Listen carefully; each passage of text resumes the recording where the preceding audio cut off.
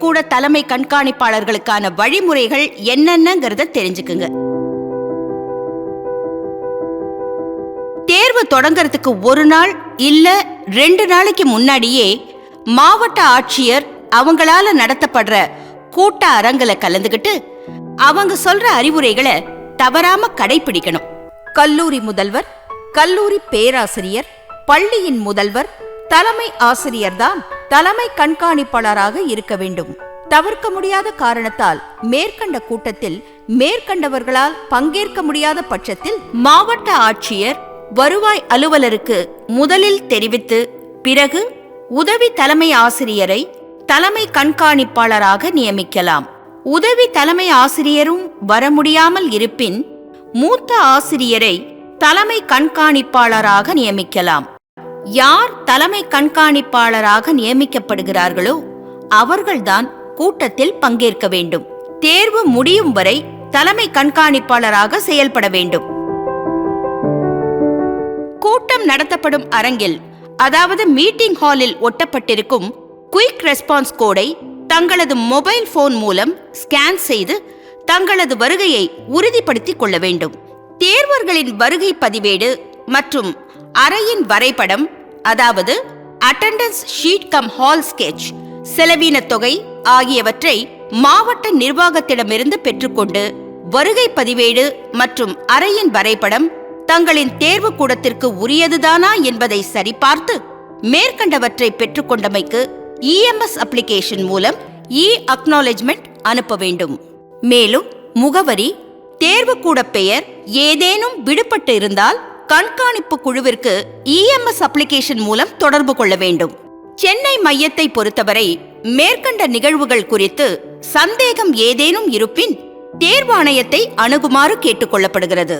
மாவட்ட மையத்தை பொறுத்தவரையில் தேர்வுக்கு முந்தைய நாள், அதாவது மாவட்ட ஆட்சியர் மாவட்ட வருவாய் அலுவலர் கூட்டத்திற்கு பின்பு மாவட்ட கருவூலம் சென்று அங்கு ஒட்டப்பட்டுள்ள QR கோடை ஸ்கேன் செய்து தங்களது வருகையை உறுதி செய்து மாவட்ட வருவாய் அலுவலர் மற்றும் தேர்வாணைய அலுவலர்கள் உதவியுடன் கருவூலத்தில் தங்கள் மையத்திற்கு ஒதுக்கப்பட்டுள்ள வருகை பதிவேடு, அறையின் வரைபடத்திற்கு, அதாவது ரூம் ஸ்கெட்சிற்கு ஏற்றவாறு தேவையான அளவிற்கு கேள்வித்தாள்கள் மற்றும் OMR விடைத்தாள்கள் சரியாக உள்ளனவா என சரிபார்க்க வேண்டும். கொஸ்டின் பேப்பர் பண்டில் மீதுள்ள QR கோடை ஸ்கேன் செய்து இஎம்எஸ் அப்ளிகேஷன் மூலம் உறுதி செய்து கொள்ளவும். ஏதேனும் முரண்பாடுகள் இருந்தால் கண்காணிப்பு குழுவிற்கும் தேர்வாணையத்திற்கும் உடனடியாக தகவல் தெரிவிக்க வேண்டும். மேலும் தேர்வரின் பெயர், பதிவு எண், புகைப்படம் தாங்கிய ஸ்டிக்கரை W ஷேப் முறையில் பெஞ்ச் மீது ஒட்டப்பட வேண்டும். இரு தேர்வர்களுக்கு இடையில் குறைந்தது 3 அடி இடைவெளி இருக்குமாறு பார்த்து கொள்ளவும். கொள்குறி வகை தேர்வினை பொறுத்தவரையில் ஒவ்வொரு அறையிலும் 20 தேர்வர்கள் எழுதுமாறு அறை தாராளமாக இருக்க வேண்டும். மேலும் வகுப்பறைகள் சுத்தமாகவும் போதிய வெளிச்சத்துடனும் காற்றோட்ட வசதியுடனும் மேஜை, பெஞ்ச், நாற்காலிகள் நல்ல நிலையில் இருக்குமாறு பார்த்து கொள்ளவும். போதிய அளவில் சிற்றேவல் அலுவலர்கள் இருக்குமாறு பார்த்து கொள்ளவும். டீச்சிங் ஸ்டாஃப் அலுவலர்களை கண்காணிப்பாளராக பணி அமர்த்தினால் மட்டுமே தங்களுக்கு இடப்பட்ட பணியினை செவ்வனே செய்து முடிப்பார்கள். எனவே டீச்சிங் ஸ்டாஃப் அலுவலர்களை மட்டுமே அறையின் கண்காணிப்பாளராக நியமனம் செய்ய வேண்டும். தேவையான எண்ணிக்கையில் கண்காணிப்பாளர்களை இஎம்எஸ் அப்ளிகேஷன் மூலமாகவே கண்காணிப்பாளர்களை நியமித்து ஷஃப்லிங் முறையில் அவர்களுக்கு அறை ஒதுக்கீடு செய்ய வேண்டும். ஒரு அறையில் ஒரு கண்காணிப்பாளர் மற்றும் 20 தேர்வர்கள் வீதம் இருக்க வேண்டும். தேர்வுக்கு முந்தைய நாள் தலைமை கண்காணிப்பாளர் அறை கண்காணிப்பாளர்களுக்கான கூட்டத்தை ஏற்பாடு செய்து தேர்வாணையத்தால் வழங்கப்படும் அறிவுரைகளை அனைத்து கண்காணிப்பாளர்களுக்கும் வழங்கப்படுதல் வேண்டும். வருகை பதிவேட்டில் மாற்றுத்திறனாளிகள் இருப்பின் மாற்றுத்திறனாளி என இஎம்எஸ் அப்ளிகேஷன் மூலம் தெரிவிக்கப்படுதல் வேண்டும். ஸ்கிரைபாக ஆசிரியர்கள் மட்டுமே பணி அமர்த்தப்படுதல் வேண்டும். இந்திய அரசியலமைப்பின் சரத்து 63 குறிப்பிடுவது: A துணை குடியரசுத் தலைவர், B குடியரசுத் தலைவர், C பிரதம மந்திரி, D ஆளுநர். B குடியரசுத் தலைவர்.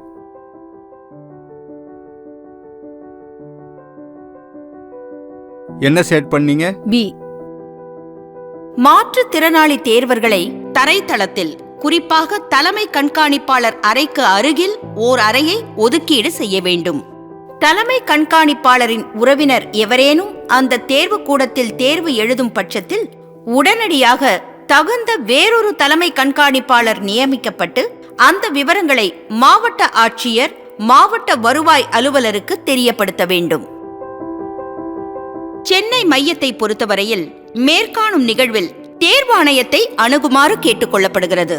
தேர்வு நாளன்று கடைபிடிக்க வேண்டிய முன் நடவடிக்கைகள்: போதிய குடிநீர் வசதி, சுகாதார வசதி, தேர்வு அறைகளில் போதிய வெளிச்சம், மின்சார வசதி மற்றும் மின்விசிறி இருக்குமாறு பார்த்துக் கொள்ளவும். தேர்வர்களுக்கு தொல்லை தரும் பொதுக்கூட்டங்கள் ஏதேனும் அருகாமையில் நிகழா வண்ணம் பார்த்துக் கொள்ள வேண்டும். பெற்றோர் மற்றும் உறவினர் உட்பட யாரையும் தேர்வுக்கூட வளாகத்திற்குள் அனுமதிக்க கூடாது. தலைமை கண்காணிப்பாளர், அறை கண்காணிப்பாளர் ஒவ்வொருவருக்கும் வழங்கும் பொருட்டு தேவையான அளவு ஸ்டாம்ப் பேட், கருப்பு மற்றும் சிவப்பு நிற பால் பாயிண்ட் பேனாக்கள், ஸ்கேல், நூல், கத்திரிக்கோல், கத்தி போன்ற அத்தியாவசிய பொருட்களை ஒரு நாள் முன்பாகவே வாங்கி வைத்துக் கொள்ள வேண்டும். தேர்வு கூடத்தின் நுழைவு வாயிலுக்கு அருகில் தேர்வரின் பதிவு எண், அறை எண், அடுக்குமாடி எண், செல்லும் வழி, விண்ணப்பதாரர்களுக்கான முக்கியமான அறிவுரைகள் தெரியும் வண்ணம் அறிவிப்பு பலகையில் தேர்வு எழுதுபவர்களின் பார்வையில் படும்படி வைக்க வேண்டும். தேர்வு நாளன்று மொபைல் டீம் மூலமாக வரும் கான்ஃபிடென்ஷியல் மெட்டீரியலை பெறுவதற்காக தலைமை கண்காணிப்பாளர் காலை 7 மணிக்குள் தேர்வு கூடத்திற்கு வந்துவிட வேண்டும். மேலும் வீடியோகிராஃபர் காவலர் வருகையை உறுதி செய்ய வேண்டும். அவ்வாறு வரவில்லை என்றால் மாவட்ட நிர்வாகத்திற்கு தெரியப்படுத்த வேண்டும்.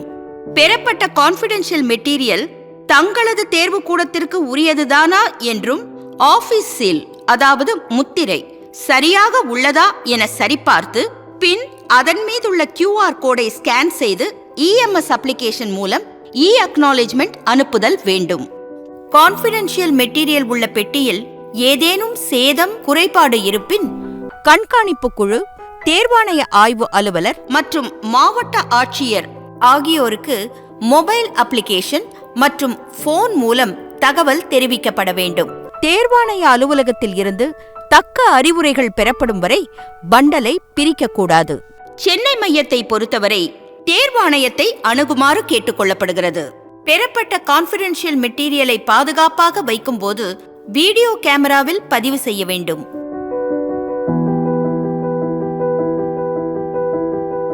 தேர்வு தொடங்குவதற்கு 1 மணி 30 நிமிடங்களுக்கு முன்பாக அனைத்து அறை கண்காணிப்பாளர்களும் தலைமை கண்காணிப்பாளர் அறைக்கு வந்துவிட்டதை உறுதி செய்த பின் தேர்வு நடத்துவது குறித்து அறிவுரைகளை தலைமை கண்காணிப்பாளரால் கண்காணிப்பாளர்களுக்கு வழங்கப்படுதல் வேண்டும். தேர்வு கூடத்திற்குள் தேர்வு கூட நுழைவுச்சீட்டு வைத்திருக்கும் தேர்வர்கள் மட்டுமே அனுமதிக்கப்பட வேண்டும். தேர்வு கூட மாற்றம் வேண்டி வருவோரை அனுமதிக்க கூடாது. கடைசி நிமிடத்தில் தேர்வு கூட நுழைவுச்சீட்டு இல்லாமல் நீதிமன்ற உத்தரவு மூலம் தேர்வு எழுத வரும் தேர்வர்கள் குறித்து தேர்வு ஆணையத்திற்கு தெரியப்படுத்த வேண்டும். தேர்வு ஆரம்பிப்பதற்கு அரை மணி நேரத்திற்கு முன்னால அனைத்து நுழைவாயில்களும் மூடப்பட வேண்டும். காலை 9 மணிக்கு பின்னர் எந்த ஒரு தேர்வர்களையும் தேர்வு கூடத்திற்குள் அனுமதிக்க கூடாது. சார், எக்ஸாம் எழுதணும். 30 நிமிஷத்துக்கு முன்னாடி கேட்டை க்ளோஸ் பண்ணோம். மணி 9:05 ஆச்சே. சாரி சார், லேட் ஆயிடுச்சு. நான் ஒன்றும் பண்ண முடியாதுமா. தேர்வாணைய உத்தரவுப்படிதான் நடக்க முடியும். தேர்வு அறைக்குள் தேர்வு தொடங்குவதற்கு 1 மணி நேரத்திற்கு முன்னால தேர்வர்கள் அனைவரும் தங்களது இருக்கையில் அமர வேண்டும். வீடியோ பதிவு மூலம் தேர்வு தொடங்குவதற்கு 1 மணி நேரத்திற்கு முன்பாக விடைத்தாள்கள் மற்றும் வருகைத்தாள்கள் மற்றும் அரை இருக்கை வரைபடம் ஆகியவற்றை கண்காணிப்பாளர்களுக்கு வழங்க வேண்டும். மேலும் வீடியோ பதிவு மூலம் தேர்வு தொடங்குவதற்கு 30 நிமிடங்களுக்கு முன்னதாக வினாத்தாள் பெட்டியை மட்டும் திறக்க வேண்டும். ஒவ்வொரு அறைக்கும் வழங்கக்கூடிய வினாத்தாள் பண்டலை பிரிக்கக்கூடாது. வினாத்தாள் கவர்கள் பிரிக்கப்படாமல் தேர்வு தொடங்குவதற்கு 15 நிமிடங்களுக்கு முன் தேர்வு அறை கண்காணிப்பாளரிடம் வழங்க வேண்டும். கூடுதல் வினாத்தாள்கள் மற்றும் கூடுதல் விடைத்தாள்கள் தலைமை கண்காணிப்பாளரின் அறையில் பாதுகாப்பாக பூட்டி வைக்க வேண்டும். தேர்வு தொடங்கிய உடனே தேர்வர்களின் பிரசன்ஸ் ஆப்சன்ஸ் விவரங்களை EMS ஆப்பில் பதிவு செய்ய வேண்டும். சென்னையில் உள்ள தேர்வு மையங்களை பொறுத்தவரை தலைமை கண்காணிப்பாளர் கீழ்காணும் ஏதேனும் ஒரு தொலைபேசி எண்ணில் தொடர்பு கொண்டு உடனே தேர்வாணையத்திற்கு தெரிவிக்க வேண்டும். தொலைபேசி எண்கள் 25300303, 25300305, 25300440.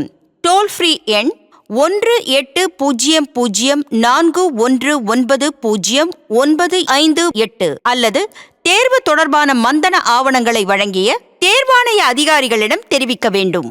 அல்லது தங்களது பள்ளிகளில் பிரத்யேகமாக தேர்வாணையத்தால் ஆய்வு பணிக்கு நியமிக்கப்பட்டிருக்கும் தேர்வாணைய அலுவலரிடம் தெரிவிக்க வேண்டும். மேலும் சென்னையை தவிர்த்து தேர்வு நடைபெறும் வெளி மாவட்டங்களில் மொபைல் டீம் அதிகாரிகளுக்கு அந்த விவரங்களை கால தாமதமின்றி உடனடியாக தெரியப்படுத்த வேண்டும். தேர்வு தொடங்கிய 10 நிமிடத்திற்கு பின் ஆப்சென்டீஸோட விடைத்தாள், வினாத்தாள் மற்றும் வினாத்தாளின் உரை ஆகியவற்றை ஒவ்வொரு அறையிலிருந்தும் சேகரித்து சரிபார்த்து கொள்ள வேண்டும். அறைவாரியாக தேர்வர்களின் வருகை பதிவு மற்றும் வராதவர்கள் விவரங்களை EMS அப்ளிகேஷன் மூலம் பதிவேற்றம் செய்ய வேண்டும். வீடியோகிராஃபர் தேர்வு எழுதுபவர்கள் ஒவ்வொருவரையும் அடையாளம் காணும் அளவிற்கு பக்கத்தில் சென்று படம் எடுக்க அறிவுறுத்த வேண்டும். தேர்வு முடிந்த பின்னர் தேர்வர்களின் OMR விடைத்தாள்கள் அனைத்தும் அறை கண்காணிப்பாளர்கள் தலைமை கண்காணிப்பாளரிடம் ஒப்படைக்க வேண்டும். தேர்வு சம்பந்தப்பட்ட ஆவணங்கள் மந்தனத்தன்மை வாய்ந்ததாகும். அதாவது கான்பிடென்ஷியல் டாக்குமெண்ட்ஸ். அவற்றை எவ்வாறு பேக் செய்து மொபைல் டீமிடம் அளிக்க வேண்டும் என்று இந்த பண்டல் சார்ட்டில் தெளிவாக குறிப்பிடப்பட்டுள்ளது. தேர்வு தொடங்கிய பின்னர் அடிஷனல் அண்ட் ஆப்சென்டீஸுக்கான வினாத்தாட்களையும் அனைத்து அறைகளிலிருந்து பெறப்பட்ட வினாத்தாள்களின் உரைகளையும், அதாவது ராப்பர்ஸ், ஒரு அட்டை பெட்டியினுள் வைத்து பண்டில் 2க்கான ஸ்டிக்கரை அதன் மீது ஒட்ட வேண்டும். பின்னர் அதில் ஒட்டப்பட்டுள்ள ஸ்டிக்கரில் உள்ள QR கோடை ஸ்கேன் செய்ய வேண்டும். Additional, defective and absentee OMR answer ஷீட்டுகளை பண்டில் B4க்கான கவரின் உள்ளே வைத்து ஒட்ட வேண்டும். பின்னர் அதில் ஒட்டப்பட்டுள்ள ஸ்டிக்கரில் உள்ள QR கோடை ஸ்கேன் செய்ய வேண்டும். டிஃபெக்டிவ் கொஸ்டின் புக்லெட்ஸ் ஏதேனும் இருப்பின் அதை பண்டில் B5க்கான கவரின் உள்ளே வைத்து ஒட்ட வேண்டும். பின்னர் அதில் ஒட்டப்பட்டுள்ள ஸ்டிக்கரில் உள்ள QR கோடை ஸ்கேன் செய்ய வேண்டும். B3 உரைக்குள் வைக்க வேண்டிய ஆவணங்களின் விவரங்கள் பின்வருமாறு: 1. EMS generated report including utilization certificate. 2. Scribe letter. 3. Candidates letter. 4. Pink colour sheet. 5. Invigilator certificate. இவை அனைத்தையும் பண்டில் B3 உரைக்குள் வைத்து ஒட்ட வேண்டும்.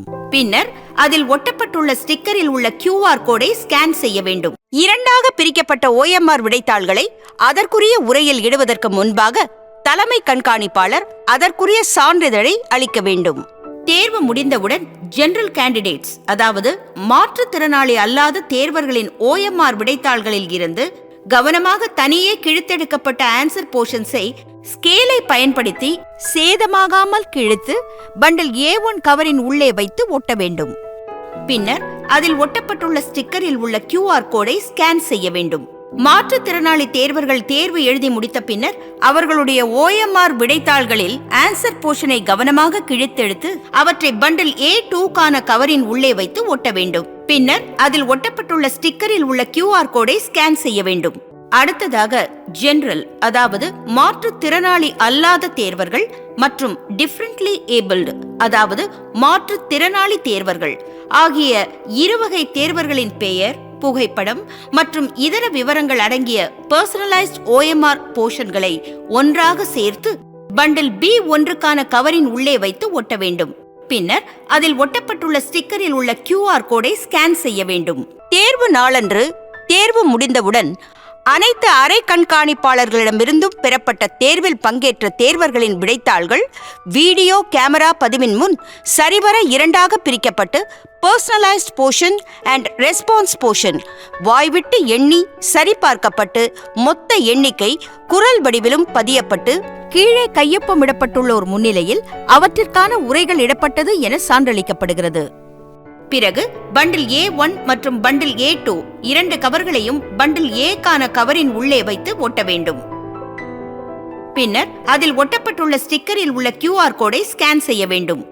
பின்னர் பூர்த்தி செய்யப்பட்ட attendance sheet come hall sketch ஆகியவற்றை பண்டில் B2க்கான கவரின் உள்ளே வைத்து ஒட்ட வேண்டும். பின்னர் அதில் ஒட்டப்பட்டுள்ள ஸ்டிக்கரில் உள்ள QR கோடை ஸ்கேன் செய்ய வேண்டும். பின்னர் bundle B1, B2, B4, B5 ஆகிய அனைத்தையும் சேர்த்து பண்டில் Bக்கான கவரின் உள்ளே வைத்து ஒட்ட வேண்டும். பின்னர் அதில் ஒட்டப்பட்டுள்ள ஸ்டிக்கரில் உள்ள QR கோடை ஸ்கேன் செய்ய வேண்டும். அடுத்து ஏற்கனவே சீல் செய்து வைத்திருக்கும் பண்டில் A, பண்டில் B மற்றும் பண்டில் B3 ஆகிய மூன்றையும் சேர்த்து பண்டில் 1க்கான கவரின் உள்ளே வைத்து ஒட்ட வேண்டும். பின்னர் அதில் ஒட்டப்பட்டுள்ள ஸ்டிக்கரில் உள்ள QR கோடை ஸ்கேன் செய்ய வேண்டும். கீழ்கண்ட மந்தன மூட்டைகளை தலைமை கண்காணிப்பாளர் மற்றும் ஆய்வு பணி ஊழியர்கள் மொபைல் குழுவிடம் ஒப்படைப்பதற்கு தயாராக இருக்க வேண்டும். Bundle 1 containing covers A and B. Bundle 2 கூடுதல் மற்றும் எஞ்சிய வினாத்தாள்கள். Cover C containing the memory card. அனைத்து பொருட்களையும் மொபைல் குழுவிடம் ஒப்படைப்பதையும் வீடியோ பதிவு செய்த பின்னர் வீடியோகிராஃபர் கொடுக்கும் மெமரி கார்டை கவர் C-யின் உள்ளே வைத்து ஒட்ட வேண்டும். பின்னர் அதில் ஒட்டப்பட்டுள்ள ஸ்டிக்கரில் உள்ள QR கோடை ஸ்கேன் செய்ய வேண்டும். இறுதியாக EMS ஆப் மூலம் அக்னாலஜ்மெண்ட் பெற்றுக்கொள்ள வேண்டும். நன்றி, வணக்கம்.